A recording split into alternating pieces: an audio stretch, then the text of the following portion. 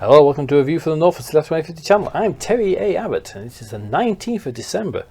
And today was the state opening of Parliament and the Queen's speech. It is where the government puts through its legislative programme for the forthcoming session. Top of the list, Brexit, of course. Boris Johnson is obsessed with Brexit, as is most of the country. And he wants to put through legislation that makes sure that we leave the European Union on the 31st of January 2020. He should get that through no problem. He's got a majority of 80. If anything went wrong now, he would be the one to blame.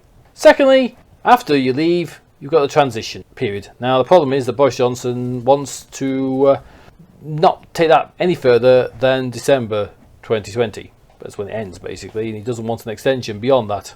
And he is actually thinking of having legislation to put that into law that we cannot go beyond December 2020.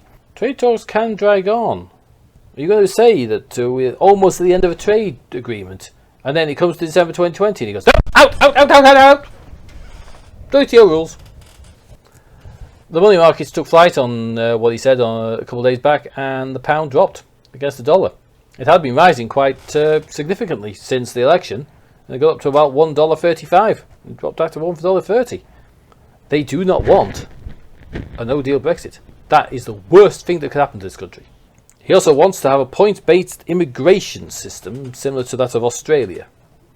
Bring in high-skilled workers, the ones who can pay taxes and make a contribution to the economy.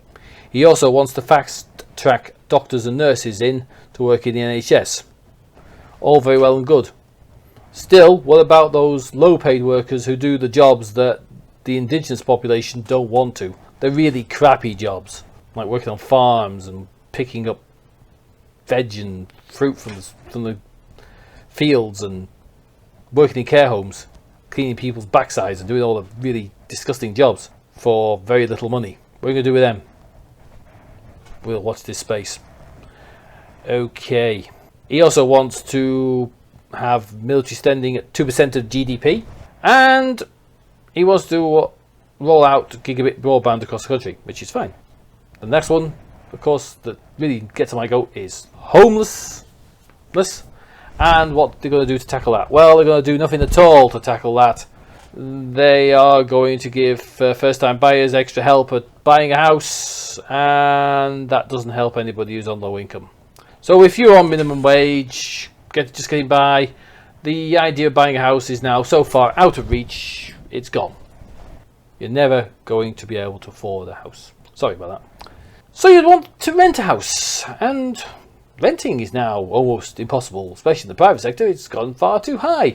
We need social housing, councils and housing associations. Not only will that make housing available to the thousands and thousands of people in temporary accommodation who need a house, but it will also help with lowering rents.